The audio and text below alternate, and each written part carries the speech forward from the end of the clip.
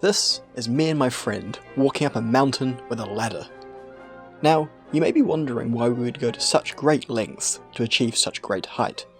Well, you see, since I am 5'10½", no matter how much effort I put into climbing mountains, I will always come up slightly short of the taller human beings that do the same. That is, until now.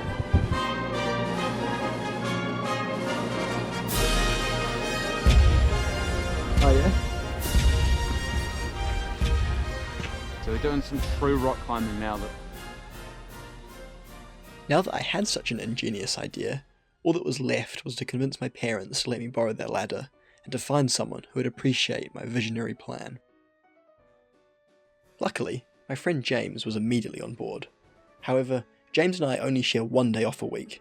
So, the adventure began at 3:30 AM on a rainy Saturday morning. After a 2-hour drive, we arrived at a road end that was the closest access point to the mountain. It is 6:20. We're in some shelter. There's the ladder. It's very wet. And we are about to leave. Let's get it. Yeah. Woo! Rain! Woo. Darkness! Yeah! This is the outside. You can't see anything. Neither can we. Yeah. We got torches, so we'll be good. Well, I got a torch, I didn't bring it. Yeah, okay. Together we have a torch. There we go. And that's what matters. Let's get it. The trek started with a couple of kilometres of walking along a gravel road in the pitch black. Eventually, we reached the single track, which was a big wake-up call into how challenging travelling with our ladder was going to be. James. Oh, no. Oh, it's getting a little bit technical coming down through here. And whoa! Ollie's going to have to navigate the ladder. Just watch out, it's a little bit slippery. Going to pass the ladder over when you get the chance.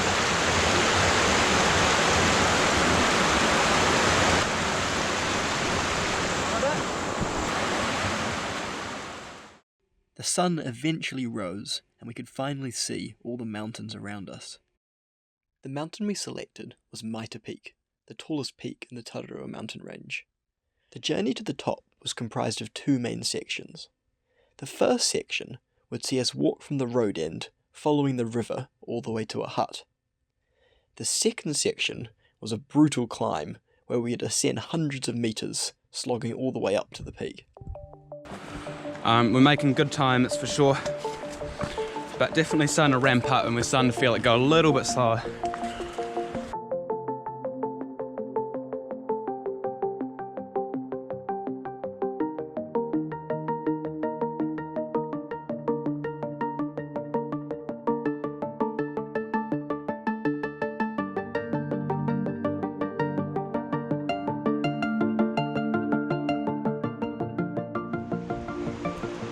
Do a quick update. Yeah.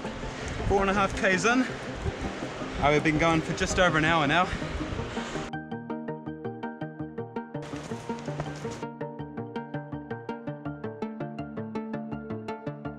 Cool, so we're just about 6 k's in and about 1.5 hours since we started. So we're moving pretty good. James has got the ladder currently.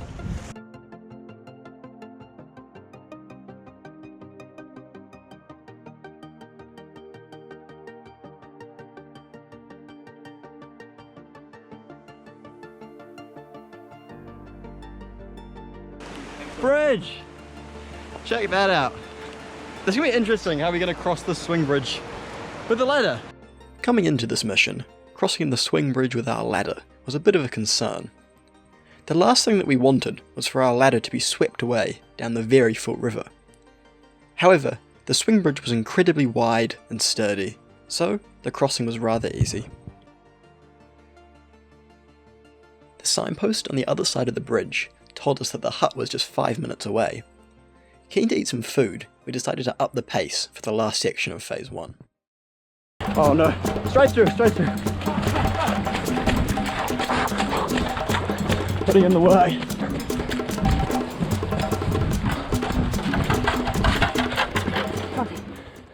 We briefly stopped at the hut for around 15 minutes to eat and have a short rest.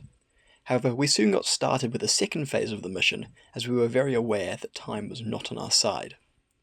If we had to carry our ladder through the single track when darkness fell, it would be extremely slow and dangerous. However, we had a more immediate problem in front of us. We have just lost the track, which is slightly alarming because bush bashing with a ladder is not very fun. So I think I might go for a little recce and then shout to James who's got the ladder if I can find anything. We've had looking for orange markers, but don't see anything. Oh, over this way, wait. Got it? I think it's here. Okay. Right. You good, boss? Here we go, here we go. Orange, yeah, got it. Ah, that's why we lost it. It got kind of shut off by that tree.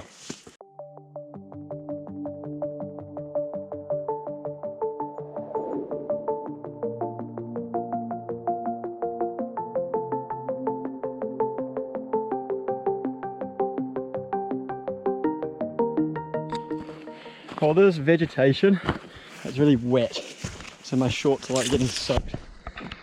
I'm getting soaked in sweat, so I'm kind of like dripping. Everything's wet. It is, it's kind of raining a bit, but the trees are kind of give quite a nice cover, but it definitely drips through. Isn't it? Yeah, but like, yeah, just walking through these, it's kind of soaked. Hey, that's fine. Nice and refreshing. Yeah, top's that way, so we're going that way. We're here, the top's up here. Yeah, how you feeling, James? I'm feeling great, honestly. Like, yeah, feeling really solid. Although the worst is still to come, so. Yes. And it's still raining. It is still raining. The climb was starting to get very steep, and this caused carrying the ladder to be very difficult, both physically and mentally. This next clip gives you an insight into our mental states. This ladder is on tour. Oh my god. Lads on tour. Ladders on tour. Ladders on tour. Ladders on tour! Let's go. Yeah, we're still climbing up the hill. Nothing's changed. Nothing's changed. We're going up this hill, but there you go. Oh.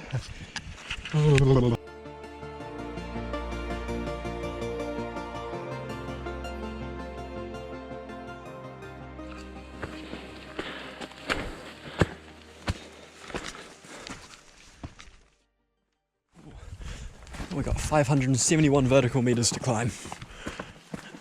Yeah, it's starting to be some quite cool vegetation. Oh, you okay? Yeah. Just take it chill. Yeah, this is narrow as. Yeah. But, well, you can pretty much see the tree line now. Oh yeah. I'll be out in the open any second now. We're out. Oh, That one. it's pretty bad weather there, to be honest. On a good day you get like nice views of all the hills around here. Yeah. And the rocks have started. Oh, there we go. That way? I think it's straight up. Yeah. At last we had passed the tree line, leaving the thick vegetation behind us. However, this came with another problem. There wasn't actually a marked track from the tree line to the summit. The map just told us we should follow the spur. Therefore, all that we had to follow were these small rock piles people had left along the route, but due to the terrible visibility due to the cloud, these were very hard to identify. As you can see, Ollie's standing right on the edge of a cliff. Yeah. It is straight down on either side. Right on the ridge line. Yeah, really, like right on the ridge line, and you can see that is scary. That is intimidating. That is steep. I'm actually terrified looking at that bit. Yeah. That is freak. Okay, let's keep moving. Keep in mind there was barely a track to follow. We're just following the ridge line at this point, but it seems to be going in the right direction, so we're going to stick with it. Right off on the ridge now. Check that out. Can't see a thing. It is so scary. James is getting some vertigo. Yeah, it's not good. He's We carrying a ladder right now, to be fair. We can see where we're supposed to go now. Yeah. We can see the shadow of it just in front of us. It's like a little It's rocky steep. thing. And it's terrifying. Yeah, it's like the rest. But yeah, a little bit scary. Cool place to run. Yeah. Like, look at those rocks. This is just so exaggerated terrain. It is, yeah. Actually awesome. The pain was really starting to set into my legs as the toll of the kilometres of ladder carrying started to catch up to us. This wasn't helped by the route getting steeper and steeper, with dramatic drop-offs to the side. It's safe to say that carrying a ladder does not help your balance when walking. Look at it. Fuck. That's so sketchy. Dude. Look how far down that goes. Like right on the edge.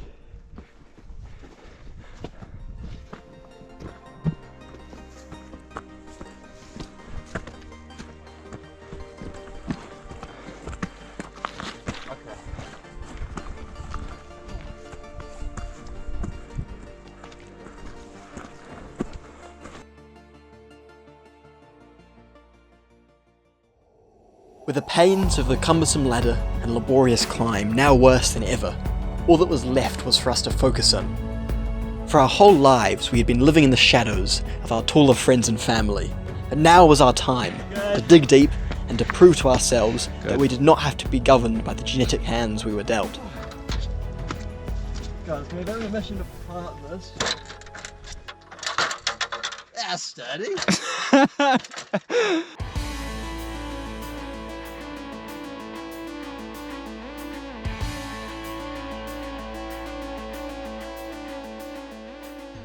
We had done it. We had managed to climb higher than anyone else ever had in the Tararuas. The 15 kilometres we carried our ladder in the last 5.5 hours was an extraordinary feat. We were elated. Nothing could bring us down. Except, of course, for the fact we had to do it all again in reverse so that James would not arrive late to work.